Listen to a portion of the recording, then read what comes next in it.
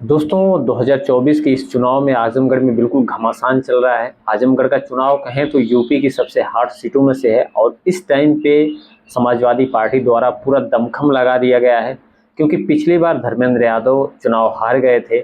और वहीं अखिलेश यादव के ऊपर ये भी एलिगेशन लग रहे थे, आरोप लग रहे थे कि अगर वो रैलियां किए होते या फिर धर्मेंद्र यादव के समर्थन में आजमगढ़ घूमे होते तो शायद आजमगढ़ में जो है कि समाजवादी पार्टी को जीत मिल जाती।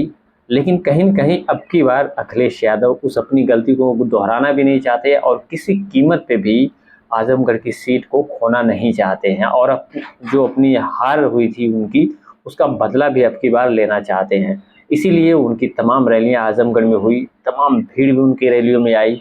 बहुत ज़ोर-शोर से जो है चुनाव में जुटे रहे और कह सकते हैं डिंपल यादव भी आजमगढ़ आई थी। मतलब जितने भी समाजवादी पार्टी के बड़े-बड़े नेता हैं, सारे लोग अपना दमखम लगा के धर्मेंद्र यादव के समर्थन में वोटों की अपील किए हैं। बिल्कुल समाजवादी पार्टी नहीं चाहती कि दोबारा से जो है आजमगढ़ में जो है कि समाजवादी पार्टी की हार हो, क्योंकि दसों सीटों के जो विधायक हैं वो समाजवादी पार्टी से ही हैं। ऐसे में अगर धर्मेंद्र यादव चुनाव हारते हैं तो कहीं न कहीं एक सवाल होगा और कहीं न कहीं भारतीय जनता पार्टी के लिए और आगे आने वाले चुनाव में काफ़ी ज़्यादा जो है कि ये कारगर साबित होगी ये सीट अगर भारतीय जनता पार्टी जीतती है तो। इसीलिए धर्मेंद्र यादव या फिर अखिलेश यादव या फिर पार्टी के जितने शीर्ष नेतृत्व के लोग हैं, वो किसी कीमत पे आजमगढ़ को इस बार हारना नहीं चाहते, खोना नहीं चाहते। वहीं दिनेश लाल उर्फ निरहुआ के समर्थन में भारतीय जनता पार्टी ने भी अपना पूरा जोर लगा दिया है। जिस तरीके से पीएम मोदी या फिर सीएम योगी या जो बड़े-बड़े नेता हैं, वो लोग भी आजमगढ़ में दौरा कर रहे हैं या लोगों से वोट की अपील कर रहे हैं, लोगों का वोट अपने पाले में करने की कोशिश कर रहे हैं, उससे भी अंदाज़ा लगाया जा सकता है कि आजमगढ़ की जो सीट है, वो भारतीय जनता पार्टी के लिए कितनी अहम है। क्योंकि जहाँ पे 10 विधायक हैं समाजवादी पार्टी के, वहाँ पे अगर एक सांसद जो है किसी तरीके से पिछला चुनाव जीता है, तो कितना मायने रखता है बीजेपी के लिए। और कहीं न कहीं बीजेपी जानती है कि अगर ये चुनाव वो जीत लेती है, तो आगे आने वाले जितने भी चुनाव होंगे, उसमें जो है काफ़ी ज़्यादा उनको आसानी होगी या फिर वोट बनाने में या फिर अपने पाले में वोट करने में काफ़ी ज़्यादा आसानी होगी। कह सकते हैं आप कि जो आगे आने वाले चुनाव होंगे, उसकी पृष्ठभूमि ये तैयार करेगा अब की बार का चुनाव 2024 का।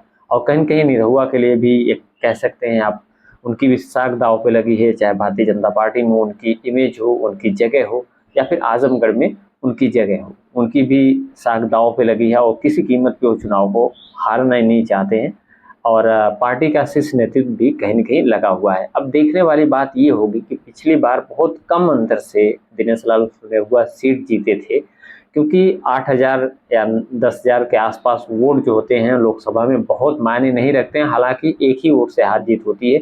अब की बार अखिलेश यादव ने गुड्डू जमाली, जिनको लगभग कि 2,66,000 वोट पड़े थे, उनको एमएलसी बना दिया है। तो कुछ न कुछ जो है कि वोट जो है समाजवादी पार्टी में बढ़ता हुआ दिखाई दे रहा है। लेकिन सबिया अंसारी का टिकट कटने के बाद फिर उनके पति को टिकट दिया गया। मतलब बहुजन समाज पार्टी द्वारा फिर से मुस्लिम कार्ड खेला गया है आजमगढ़ में। जहाँ पिछली बार गुड्डू जमाली थे, वहीं अब की बार फिर मुस्लिम कैंडिडेट बहुजन समाज पार्टी द्वारा उतारा गया है। तो कहीं न कहीं लोगों का यही अंदाज़ा है कि जिस तरीके से पिछली बार वाला समीकरण था, क्योंकि लगभग बराबर-बराबर वोट ही सबको सबको मिले थे, बहुत ज़्यादा वोटों का अंतर नहीं था। त्रिकोणीय एक तरह से कह सकते हैं पिछली बार लड़ाई हो गई थी, जिसमें निरहुआ ने बाजी मारी। लेकिन अब की बार कह सकते हैं आपकी लोग सीधे तौर पे कह रहे हैं कि भारतीय जनता पार्टी और समाजवादी पार्टी की टक्कर है।